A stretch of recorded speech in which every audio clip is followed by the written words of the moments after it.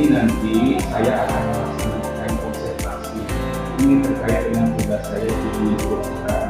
Harus coaching dengan rekan sejawat terkait pembelajaran. Nah, untuk sesi yang pertama adalah saya akan melaksanakan observasi. Namun nanti setelah pembicaraan ini, izinkan saya masuk kelas dulu untuk melaksanakan observasi. Oke, kita mulai saja Bu Suci ya.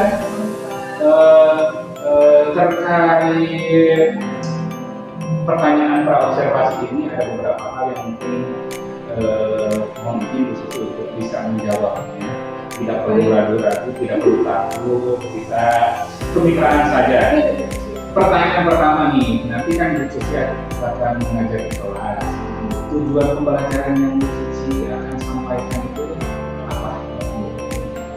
Tujuan pembelajarannya melalui penyelenggaraan video, ya, kita mengamati objek observasi, kemudian siswa dapat melakukan kegiatan pengamatan dan siswa bisa berdiskusi serta menghasilkan hasil dari apa yang dia lihat.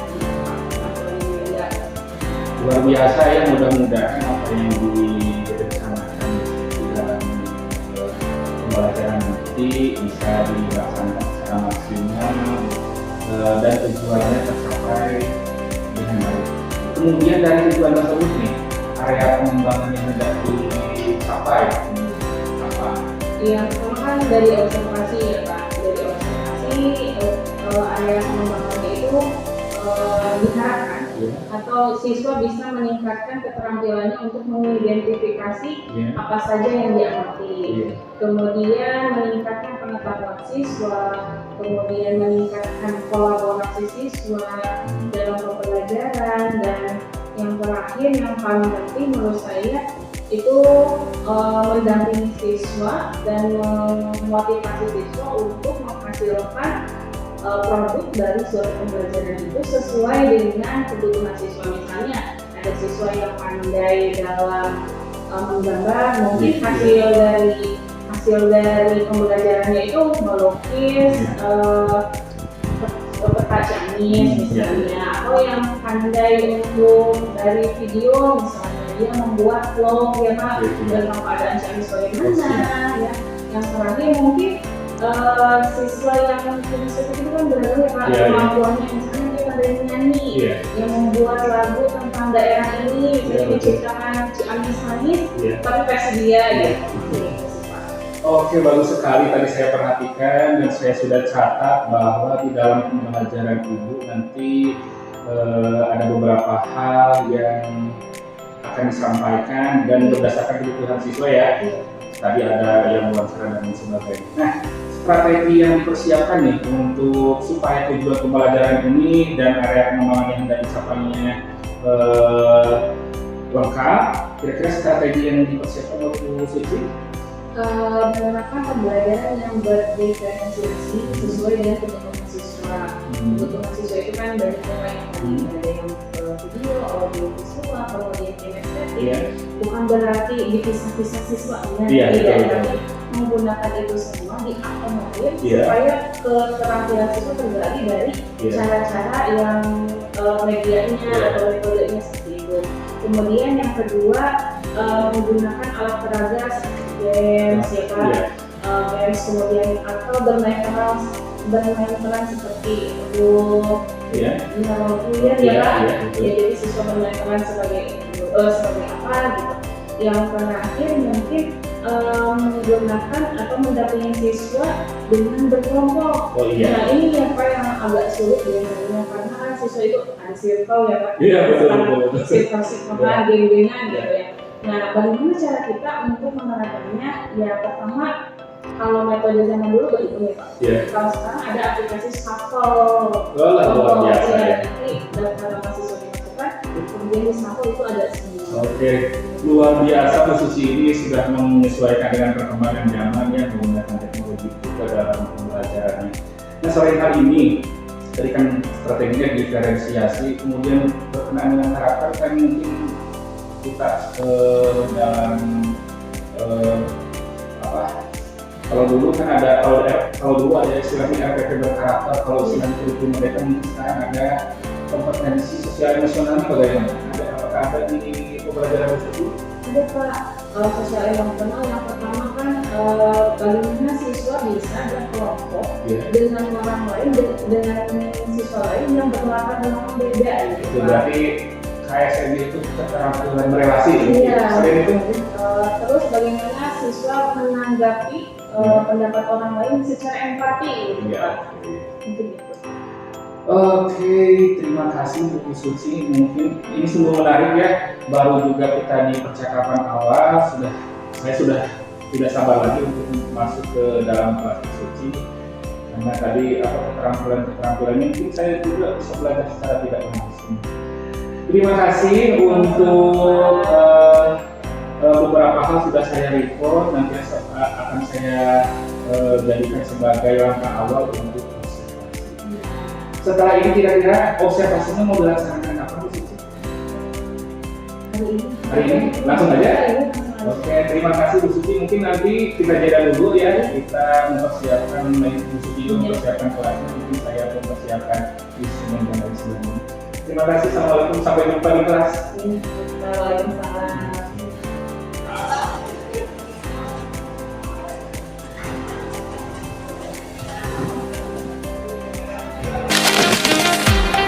Assalamualaikum warahmatullahi wabarakatuh. Waalaikumsalam warahmatullahi wabarakatuh. Apa kabarnya hari ini? Alhamdulillah baik. Baik, sebelum memulai pembelajaran, supaya belajar kita lancar ya dan dilancarkan, itu Atia silakan.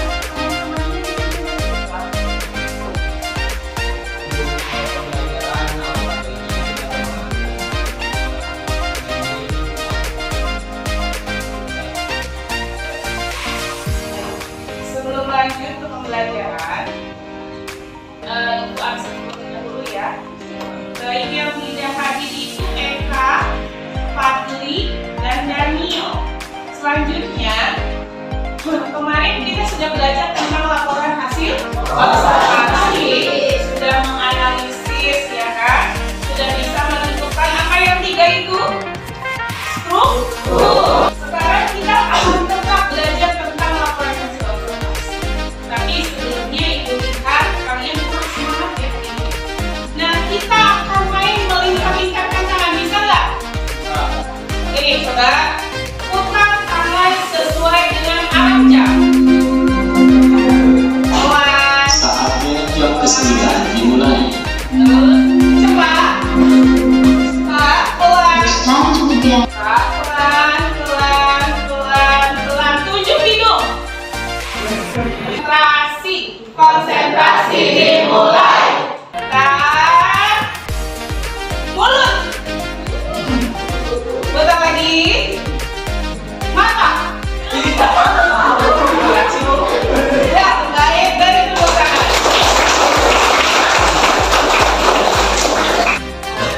Kompetensi dasar yang harus kalian miliki atau harus kalian capai yaitu mengkonstruksi teks laporan hasil observasi dengan memperhatikan isi dan aspek keberhasilan. Kemudian setelah itu indikator pencapaiannya yang tadi tujuan atau hal yang harus kalian penuhi secara garis besar. Tujuan pembelajarannya dibagi menjadi dua. Yang pertama melalui kegiatan observasi teks, peserta didik dapat menyusun isi teks laporan. Kemudian melalui kegiatan analisis dan diskusi, peserta didik memfungsikan teks laporan observasi secara sebelum ke pembelajaran lebih lanjut, Ibu akan memberikan kuis melalui aplikasi Quizy ya. Ibu sudah share link akunnya ke grup WhatsApp, boleh dicek dan boleh diklik sekarang.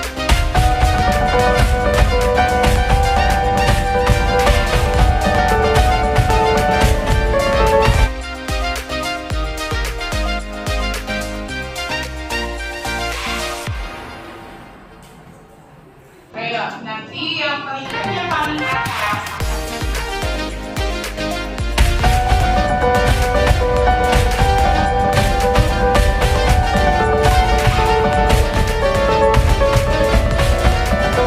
Nah, bagaimana kita akan bisa membuat teks laporan hasil observasi yang bagus, yang variatif? Ibu akan menayangkan satu video pembelajaran tentang membuat atau langkah-langkah membuat laporan hasil observasi. Kalian simak dan amati kemudian dipelajari. Siap? Siap. Silakan. Kalian akan ibu ajari membuat teks laporan hasil observasi. Nanti untuk Itu sebagian kecil tentang teks laporan hasil observasi. Kalau tadi kurang jelas dalam video, sini juga tuliskan dan hal tentang tema kegiatan observasi. Kemudian tentukan tujuan observasi. Tentunya kalau tujuan observasi itu apa? Ayo, betul. Untuk memberikan untuk memberikan informasi. Kemudian yang ketiga, karena tujuan Febri itu untuk memberikan informasi, tentu saja kita tidak boleh memberikan informasi yang menyesatkan. Artinya, ya, nanti kalau menyesatkan orang, kamu kebawa-bawa ya Febri. Jadi yang harus disampaikan oleh Febri adalah materi atau pengalaman observasi yang sesuai dengan fakta dan bisa dibuktikan kebenarannya.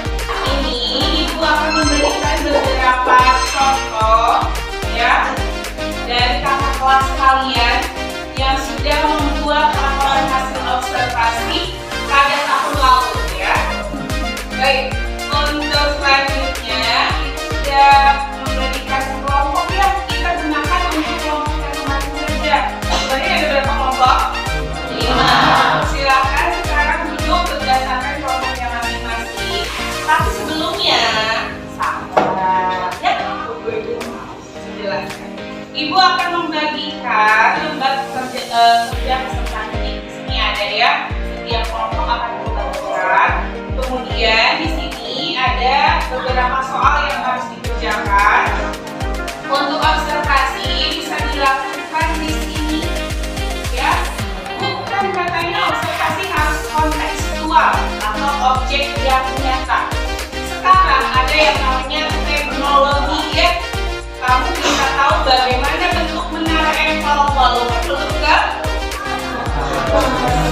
ya, belum ke Paris tapi tahu menara Eiffel.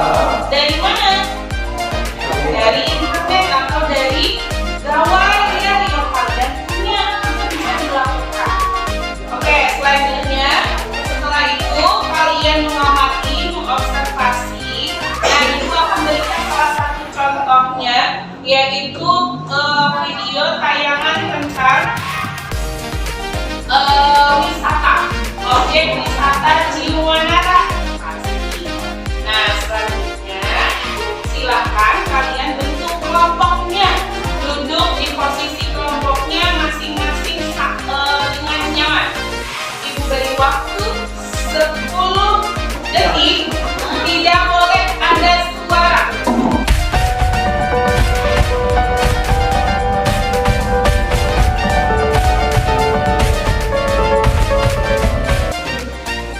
Setelah itu ibu berikan mic-nya buat ibu.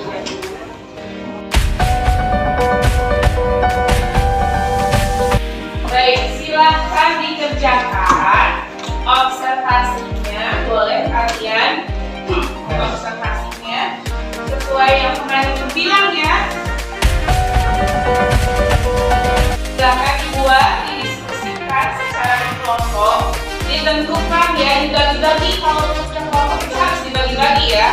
Mana yang mau membuat definisi umum, deskripsi bagian, dan deskripsi tempatnya ya. Silahkan dikerjakan, ibu kasih waktu 20 menit untuk mengerjakan proses. Ada yang mau ditanyakan dulu? Ya, iya. Yang HO-nya, laporan observasinya silakan. Objeknya pun bebas. Ya.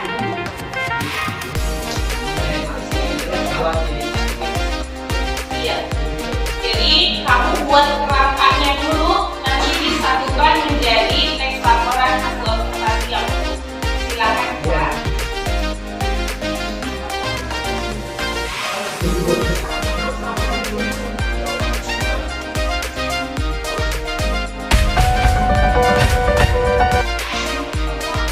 Sudah belum? Belum. Ada yang susah? Oh iya, untuk referensinya kalian boleh buka gawai kalian. Boleh buka gawai kalian ya untuk mencari apa tuh referensi ya.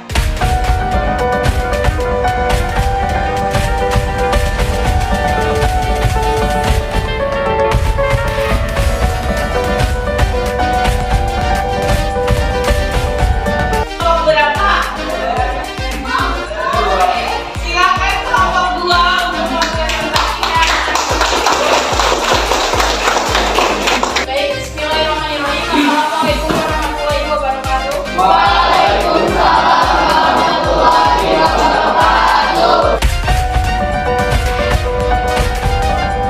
Puncak Bangku adalah salah satu objek wisata yang ada di Ciamis. Tempat ini menyuguhkan fenomena alam yang sangat menakjubkan. Puncak Bangku berlokasi di daerah Desa Sukemandala, Kecamatan Ranca, Kabupaten Ciamis. Deskripsi bagian Puncak Bangku, tempat wisata baru yang ada di Malindi, Kampung Kuning Hilir.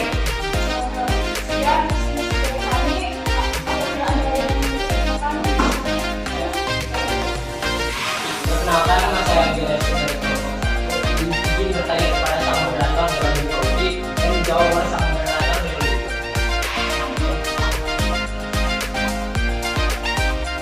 kaidah apa saja yang harus diperhatikan dalam membuat laporan tersebut?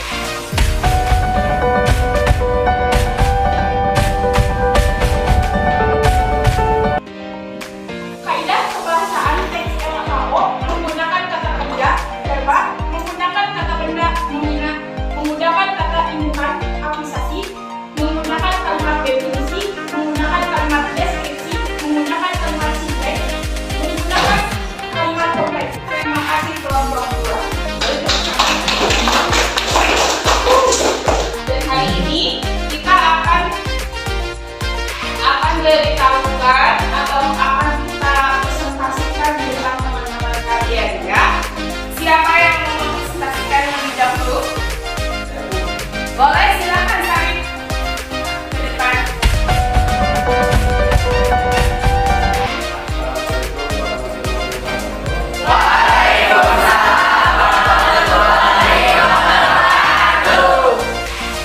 Perkenalkan, nama saya Sarif. Akan?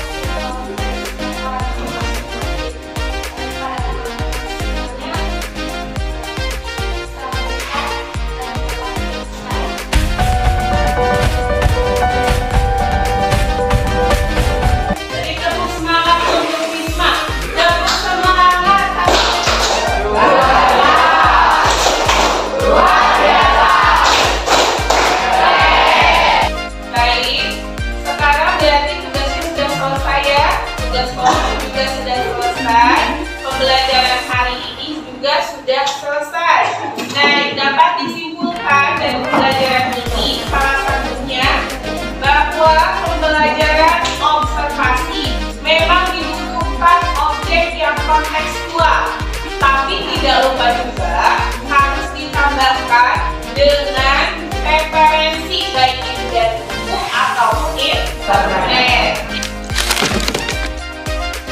Hasil observasi juga bermanfaat untuk kehidupan. Contohnya dari yang tidak tahu menjadi tahu, dari yang tidak bisa menjadi bisa. Boleh, itu bukan. Ini adalah akhir dari pembelajaran melakukan hasil observasi. Untuk minggu depan berarti tugasnya adalah kalian mengobservasi objek secara individu. Baik, Ardia, untuk mengakhiri pembelajaran dan kita berdoa.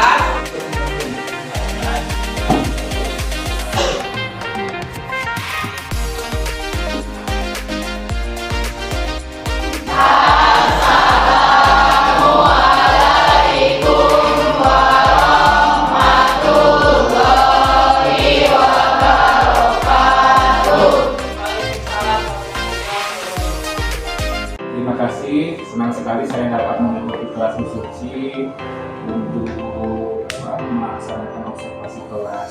Nah, terkait kegiatan ini, kan sebelumnya kita sudah berdialog ya di pra-observasi terkait pengembangan yang ingin dicapai oleh suci. Kira-kira nih dari apa yang sudah kita bicarakan sebelumnya, hal-hal yang sebelumnya direncanakan untuk dikembangkan dalam kegiatan kelas, kira-kira bagaimana? Ya, waktu kan saya bilang Bapak ya, itu ada pertama itu pembelajaran berbasis dan Verifikasi gitu. saya sama mereka dan setelah itu kita observasi ya Pak, pembelajarannya sudah berjalan lancar, mungkin 90% benar. Kita mulai dari pembelajaran ya, saya waktu itu gunain video ya Pak, audio visual, menanyakan tentang objek wisata ya, itu berhasil. Ternyata anak-anak lebih berminat untuk melihat kontennya itu berbentuk video bukan teks ya. Yang kedua dalam proses pembelajaran, siswa kan biasanya mengamati hanya per individu. Saya mencoba untuk berkelompok ya waktu itu Pak, ternyata itu berintegritas juga dengan pembelajaran pendekatan personal. Kalau dulu siswa hanya belajar sendiri, ya sudah sendiri saja, tidak ada sosialisasi dengan anak-anak yang lain. Nah, diimbangi dengan pendekatan sosial emosional, anak selain lebih mandiri juga bisa berinteraksi dengan temannya, gitu kan. Itu sih mungkin 10%-nya yang menurut saya belum itu. Di setiap kelompok semua sudah aktif, tapi ada satu siswa yang kurang aktif, entah itu lingkungan kelompoknya kurang sesuai dengan keinginannya, atau kalau zaman sekarang anak bilang introvert, katanya kayak gitu. Itu sih Pak. Ya sama ya, seperti yang sudah saya rekam sebelumnya dalam tahapan observasi yang sudah dijelaskan oleh Bu Suci, bahwa hak pengembangan sudah mencapai 90%, kemudian 10%-nya adalah tentang keaktifan siswa. Saya pun demikian mencatatnya bahwa ada beberapa anak yang memang dalam kegiatan pembelajaran itu masih perlu stimulus lagi gitu ya. Ketika berkolaborasi dengan temannya, kemudian ketika disuruh mempresentasikan hasil itu diam saja gitu ya. Nah, kira-kira terkait hal ini kan sebenarnya sangat penting sekali dan tadi berhubungan dengan pengembangan sosial emosional siswa juga ya. Kira-kira ada hal lain yang ingin Bu Suci kembangkan terkait keaktifan siswa yang tadi dikatakan introvert ini oleh Bu Suci. Bagaimana kira-kira Bu Suci? Kan mengenai presentasi juga sudah, misalnya saya tugasnya secara kelas, kemudian mereka bergabung. Nah mungkin pada dasarnya siswa itu unik kan. Kita tidak bisa menjudge, oh dia introvert, pendiam, oh berarti tidak mampu menguasai materi gitu. Nah langkah saya ke depannya mungkin akan mengadakan dulu pendekatan secara emosional saya dengan siswanya, menanyakan alasan penyebabnya kenapa tidak tidak aktif, kenapa tidak berinteraksi dengan teman yang lain, kenapa sulit berpresentasi. Mungkin saja ya Pak, dugaan saya siswa itu hanya waktu itu saja tidak aktifnya. Ya, selain dari itu mungkin aktif. Nah, jadi karena kecenderungan dia punya masalah gitu ya Pak. Nah, sebelum itu mungkin salah satunya pendekatan. Kemudian yang kedua, saya ingin mengadakan tutor teman sebaya gitu Pak. Siapa tahu kalau misalnya dengan saya dia agak takut, yang namanya siswa dulu ya Pak, agak takut, agak tegang, mungkin saya akan memberikan misi ke temannya, coba didekati gitu. Terus jika tidak mengerti dengan pembelajaran yang saya sampaikan, mungkin bisa bertemu dengan teman yang nilainya lebih baik atau penguasaan materi. Luar biasa ya, ada dua hal yang saya catat di sini terkait pengembangan diri terkait 10% yang ingin ditingkatkan. Salah satunya pendekatan secara personal, kemudian adanya tutor sebaya. Kira-kira ada hal yang menarik ini kan menyangkut ke siswa atau mungkin terkait kolaborasi musisi dengan pihak lain, bagaimana mengatasi hal ini? Kolaborasinya mungkin dengan wali juga bisa ya Pak, misalkan atau dengan Google ya Pak, komunitas belajar mungkin karena sama-sama berprofesi sebagai guru, siapa tahu mereka bisa menjadi coach ya untuk membimbing saya menyelesaikan masalah siswa yang kurang aktif dalam pembelajaran. Luar biasa ya Bu Suci, ini sudah saya dapat catatkan bahwa proses pengembangan berikutnya supaya pembelajaran lebih berpihak kepada murid, karena murid itu bukan satu, kalau di kelas itu kan ada 36, harus kita berpihak semuanya kepada mereka gitu ya. Satu poinnya sudah ada pendekatan personal, kemudian kerjasama untuk kolaborasi dengan guru dan wali kelas juga gitu ya. Ada hal yang lain mungkin pihak eksternal mungkin apa yang di luar sekolah atau orang tua bagaimana terkait? Kalau orang tua kan mungkin komunikasinya dengan wali kelas ya Pak. Mungkin saya hanya menyerap informasi dari wali kelas saja. Dijembatani oleh wali kelas. Luar biasa nih ya. Alhamdulillah setelah saya berinteraksi dengan Bu Suci baik di pra observasi, dalam kegiatan observasi dan saat ini dalam kegiatan pasca observasi, sungguh luar biasa, banyak hal yang memang sebenarnya bisa diambil pelajaran. Nah, terkait hal ini, kira-kira bagaimana perasaan Bu Suci menyikapi kegiatan dialog atau coaching lah istilahnya kita dari awal sampai saat ini?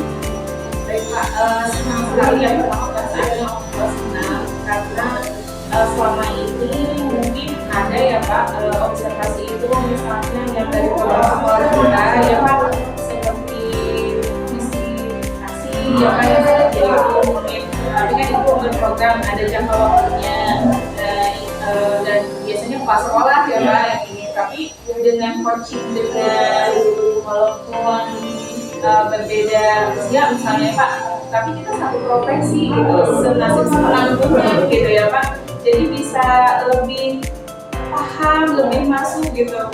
Dan selama ini saat saya pembelajaran itu sering juga menggunakan refleksi pembelajaran. Saya bertanya ke siswa, tapi kan kalau siswa masih ada rasa, walaupun sudah dikasih tahu mentor itu tidak ada anak muncul nama kamu gitu, tapi tetap ada yang masih ragu gitu, takut nilai berubah gitu. Tapi dengan adanya coaching sangat membantu evaluasi bagaimana saya belajar di kelas, memberikan saran juga atau memberikan petunjuk lain gitu Pak. Apalagi CBP ini ya luar biasa sekali gitu, jadi agak jadi termotivasi ingin ikut gitu kan. Mudah-mudahan ya di angkatan berikutnya bisa bergabung. Masih ada. Oke, terima kasih. Kita berada di akhir sesi ini. Sungguh senang sekali saya pribadi menyampaikan bahwa sebenarnya kita sebagai guru harus terus berkembang ya ke arah yang lebih baik tentunya supaya kegiatan pembelajaran berpihak pada murid. itu sih yang kita usahakan ya. Kita sebagai pemimpin pembelajaran supaya anak-anak senang, supaya anak-anak kompeten dalam bidangnya gitu. Makanya kita pun harus mengupgrade diri. Nah, salah satu upaya mungkin dari Bu Suci, salah satu upaya untuk pengembangan diri yang lain. Tadi kan terkait dengan permasalahan di kelas, ya, terkait pengembangan diri yang lain. Perkembangan diri saya ya sebagai guru itu salah satunya itu ya Pak. Apalagi alhamdulillah di sekolah kita selalu mengadakan workshop ya Pak, workshop yang bervariatif dan banyak gitu kan. Alhamdulillah itu. Yang kedua ada PPU juga gitu ya, selain bisa berkolaborasi dengan rekan sejawat yang entah di mana gitu, tapi kita bisa bersatu dalam kombel PNM. Yang kedua berkolaborasi atau berdiskusi dengan kombel sekolah kita, yaitu kombel SMK Pemberancan. Setelah itu bisa selain MGMP ya, ternyata kan tadi saya ambilnya pembelajaran sosial emosional yang dulunya tidak ada secara tersurat di bahasa Indonesia gitu, adanya tersurat di PAI dan di PKN gitu. Nah, saya lebih mendekati kedua guru itu sih Pak, misalnya ke guru PAI dan guru PKN. Oke, terima kasih semuanya sudah saya record. Izinkan bila saya mempublikasikan ini untuk kegiatan guru penggerak. Terima kasih atas kesempatan berdialog. Assalamualaikum warahmatullahi wabarakatuh.